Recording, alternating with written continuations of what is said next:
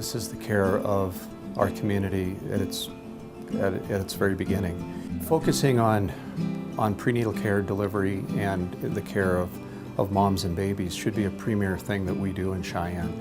I think it's every bit as important as cancer care or other end-of-life care. This really is such a community-based area. So many people in this community are touched by people coming through mother-baby unit, whether it's a delivery of a child or a grandchild or a niece or a nephew or a friend. So many people are affected by this.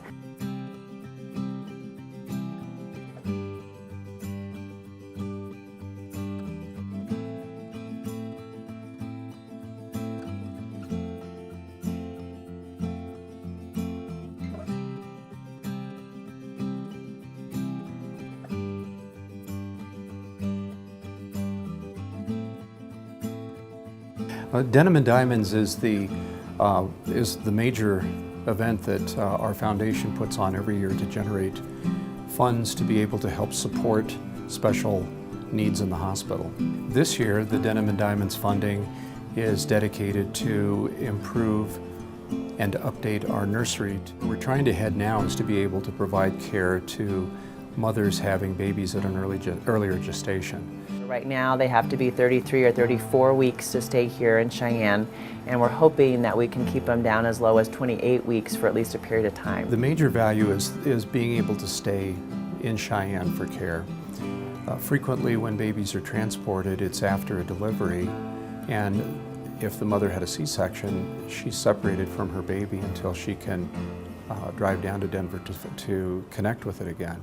It's a gap right now. I can't stress enough how emotional it is when I hear moms are being separated from their babies because we didn't have the service level for their premature loved one. Personally, I've had 3 premature babies, and there's nothing worse for a family or a mom specifically to be away from their tiny child. So I had a 2-pound preemie.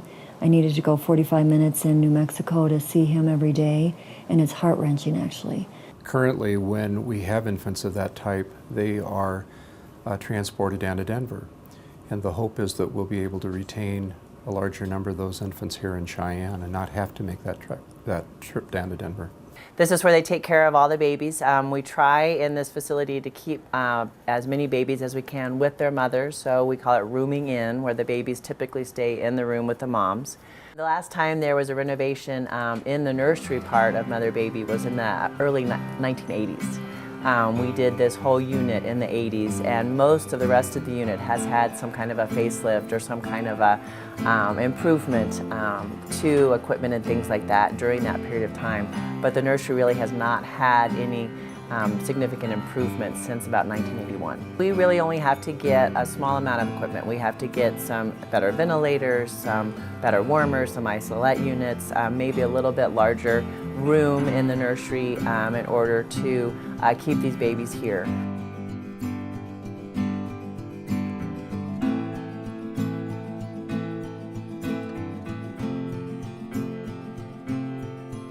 The foundation has provided us many things in the past, and we're very thankful for all those things. They've provided a lot of equipment for education. They've provided a lot of the things we need to help moms and babies with lactation, so being able to breastfeed well.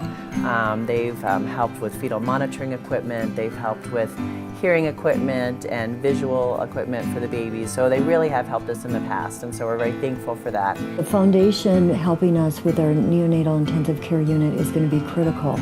I am confident there's donors out in the community that the foundation is aware of, that once they know this need for moms, families, and babies, they'll be able to link those generous donors to our concrete needs, and it's going to be a win-win for everyone.